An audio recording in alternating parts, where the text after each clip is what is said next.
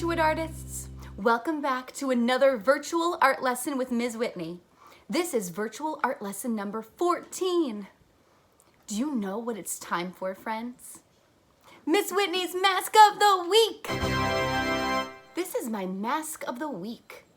What do you see on this mask?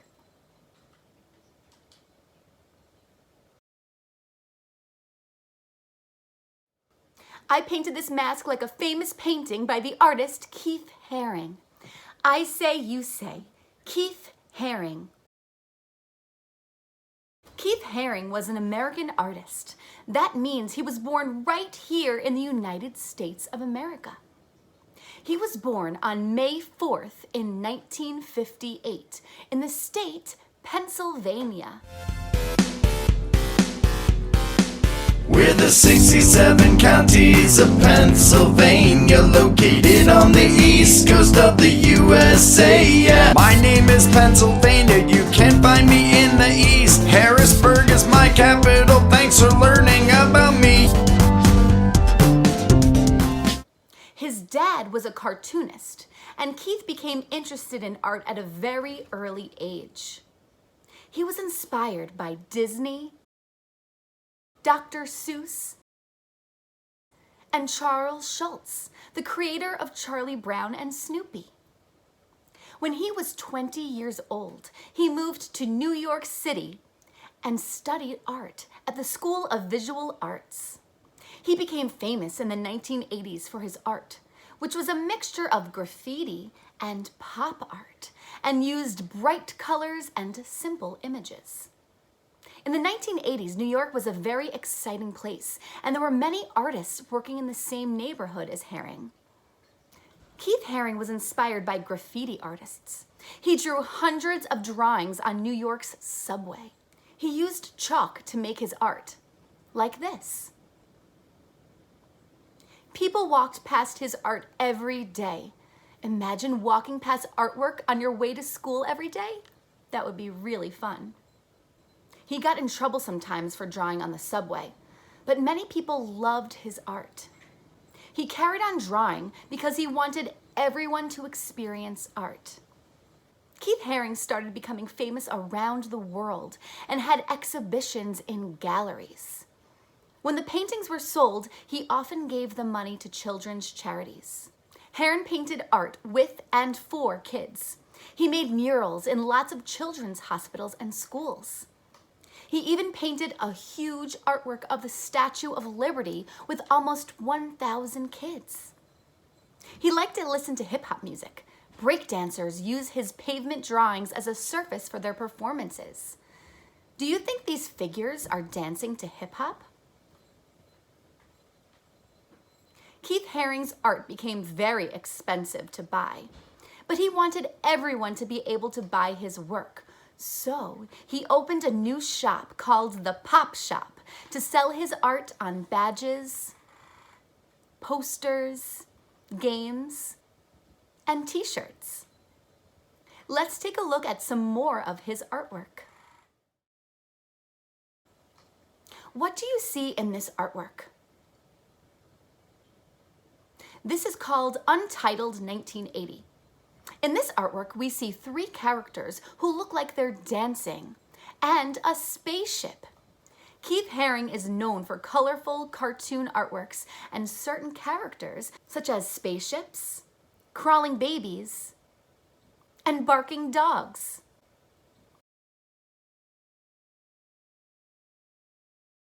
What do you see in this painting? This is called Boys Club that he painted in 1987 in New York City. In this painting, we see people sitting around a table. The lines around the heads of the people make it seem like they're talking. We also see a speech bubble with a heart inside of it. What do you think they're talking about?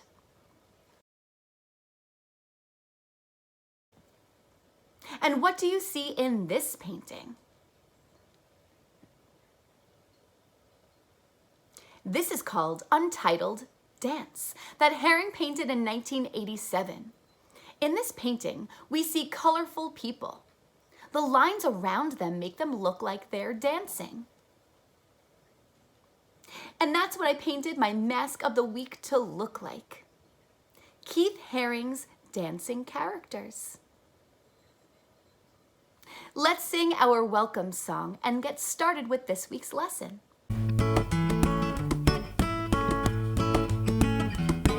Hello, hello to all my friends. Here we are in art again. It's great to see you, everyone. Countrywood artist, Miss Whitney. We're going to make some art and have some fun. Round of applause. Okay, friends, this week's art project is inspired by the pop artist Keith Haring. Before we begin our art lesson, let's listen to a book about the famous artist. It is called Keith Haring, the Boy Who Just Kept Drawing. Written by K.A. Haring, which is his sister. Illustrated by Robert Newbecker. There was a boy named Keith. When he was little, his father taught him how to draw dogs and fish and funny things. His dad would draw a line, then Keith would draw one. Soon the whole page would be full. From that time on, Keith would never stop drawing. In elementary school, while taking tests, Keith doodled on the edge of his paper. When he handed in his work, his teacher would say, "Why did you doodle on this important paper?" Keith didn't answer. He went back to his desk and just kept drawing. Sometimes Keith invited his friends to draw in his backyard clubhouse. Keith made symbols and said each one represented a letter of the alphabet. His friends asked, "Why do you use symbols to write?" Keith drew more symbols. It was his way of answering their question. He encouraged his friends to join him. As a teenager, Keith liked to draw in his bedroom with music playing loud.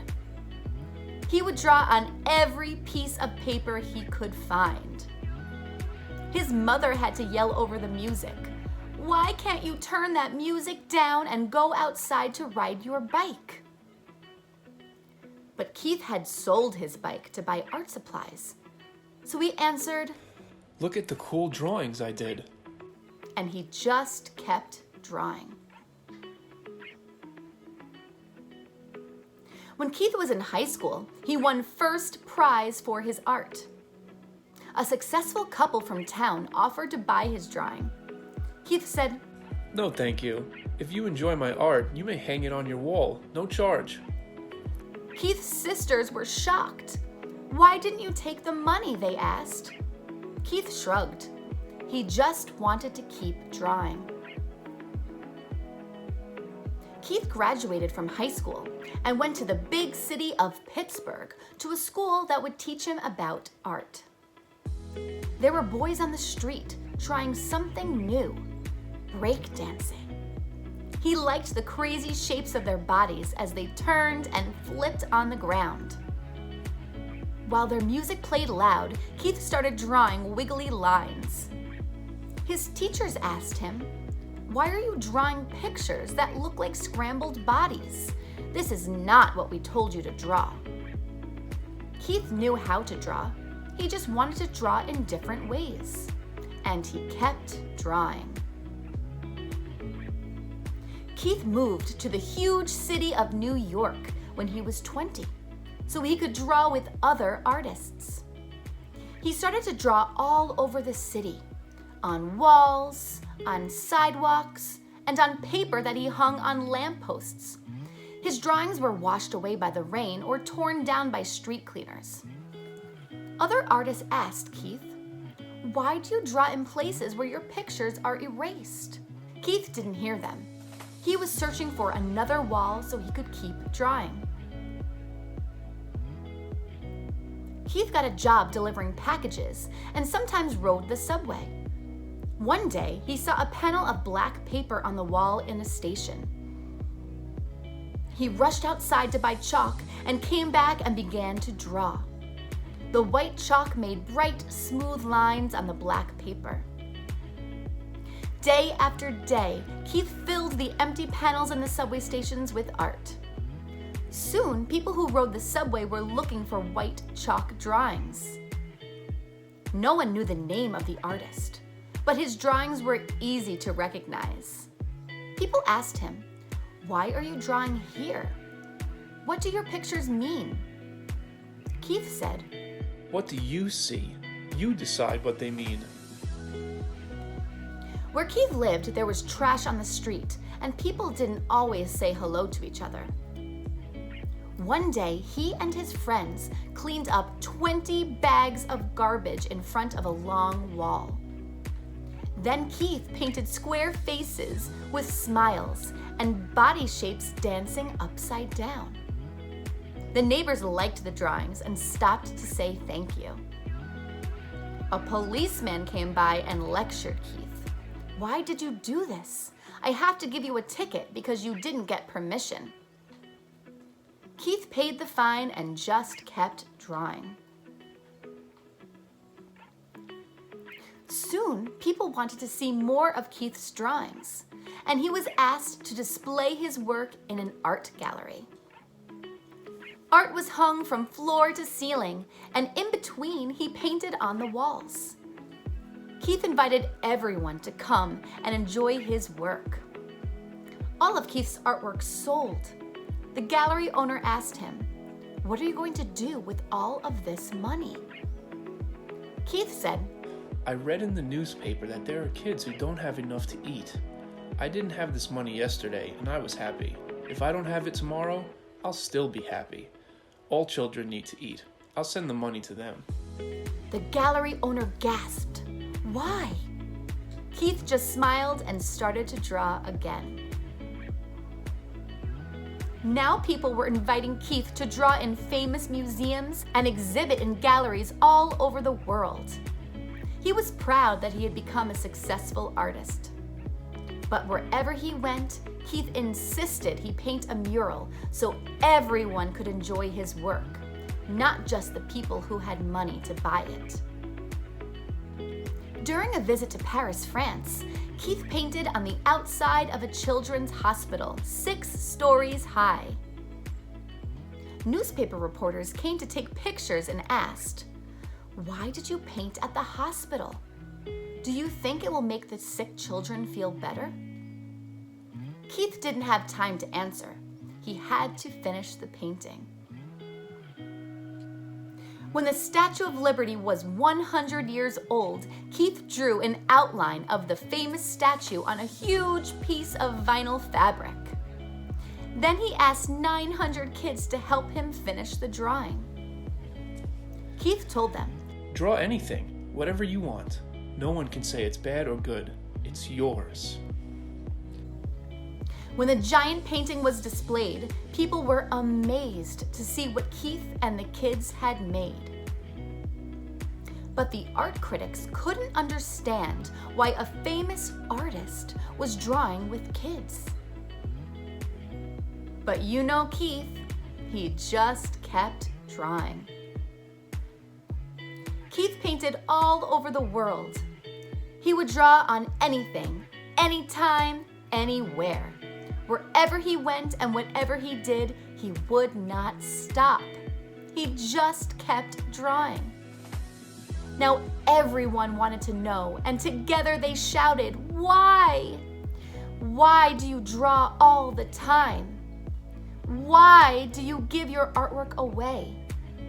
Why do you draw on buildings, on people, on clothing, on furniture, on subway walls, on cars, on skateboards, on walls that belong to no one, and on things to be thrown away? Why do you draw on everything?"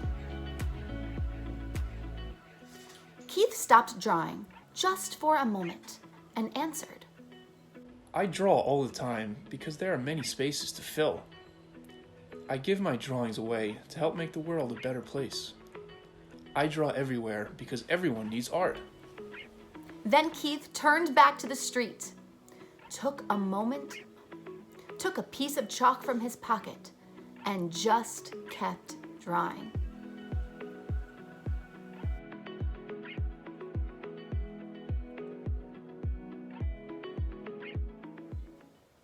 And that was Keith Haring, the boy who just kept drawing.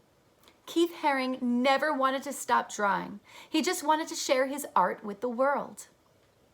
Now that we know more about the artist, let's create a masterpiece inspired by Keith Haring.